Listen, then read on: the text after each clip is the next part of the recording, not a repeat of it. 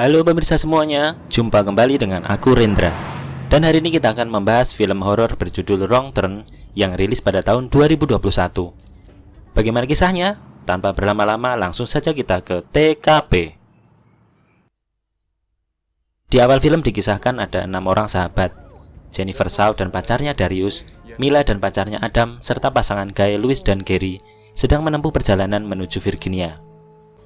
Mereka menuju Virginia untuk mendaki gunung yang dinamakan Gunung Appalachia. Mereka kemudian menyewa penginapan untuk bermalam. Resepsionis penginapan berpesan, kalau ingin mendaki gunung, tetaplah pada jalur dan jangan coba menyimpang, karena kita tidak tahu apa yang akan terjadi. Malam harinya mereka menghabiskan waktu untuk minum di bar. Ada beberapa penduduk yang mengingatkan untuk berhati-hati jika mau mendaki gunung. Namun rombongan itu tidak menganggap itu sebagai hal yang serius.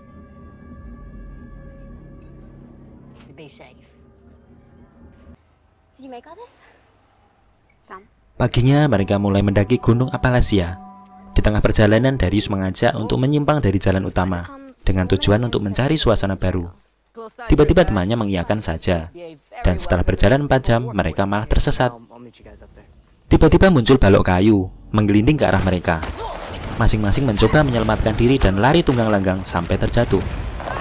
Salah satu rombongan bernama Gary terlindas kayu tersebut dan mati di tempat dengan tubuh yang hancur. Jennifer sempat melihat ada orang asing yang mengawasi gerak-gerik mereka, tetapi nggak jelas itu siapa. Hari sudah malam dan mulai turun hujan. Mereka memutuskan untuk mendirikan tenda untuk beristirahat. Malam itu Jennifer melihat bayangan seseorang di luar tenda. Dan pagi harinya Mila menghilang. Rombongan lalu mencari Mila. Masing-masing rombongan juga kehilangan ponsel mereka. Lalu muncul anak kecil bernama Ruthie. Anak ini pernah bertemu sebelumnya dengan Jennifer di kota. Adam kemudian mengejar anak itu. Namun sebuah rantai mengikat kaki dan menjatuhkan Adam. Ketika teman-temannya berusaha membantu Adam, mereka malah tertarik ke dalam sebuah lubang di dalam tanah.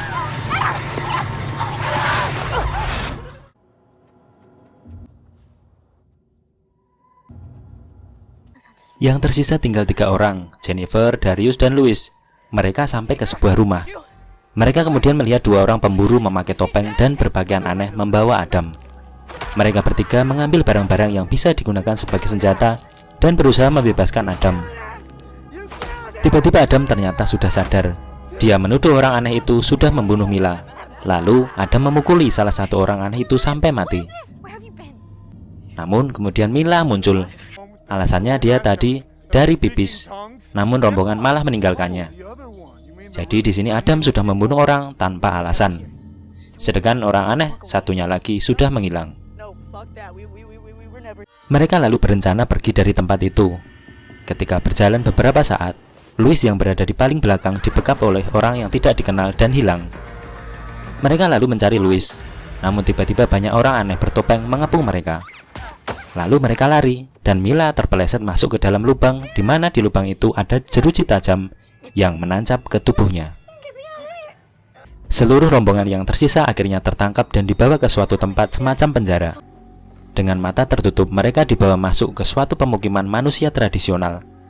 Orang-orang menyebutnya komunitas suku fundamental yang mengasingkan diri dari kehidupan orang normal.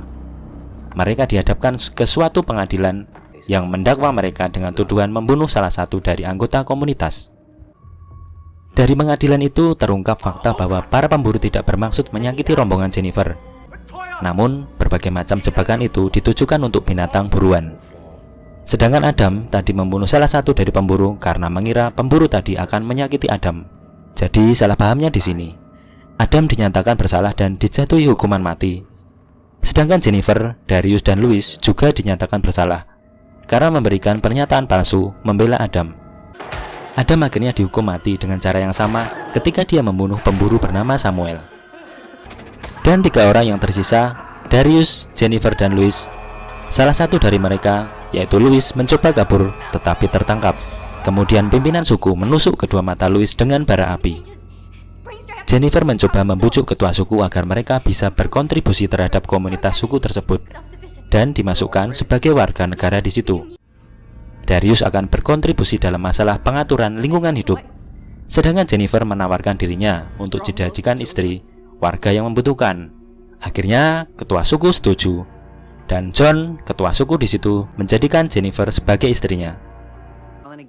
Scott, ayah Jennifer, penasaran karena sudah 6 pekan anaknya tidak memberi kabar. Setiap ayahnya telepon, selalu masuk ke dalam pesan suara. Akhirnya Scott menyusul anaknya Jennifer ke Appalachia.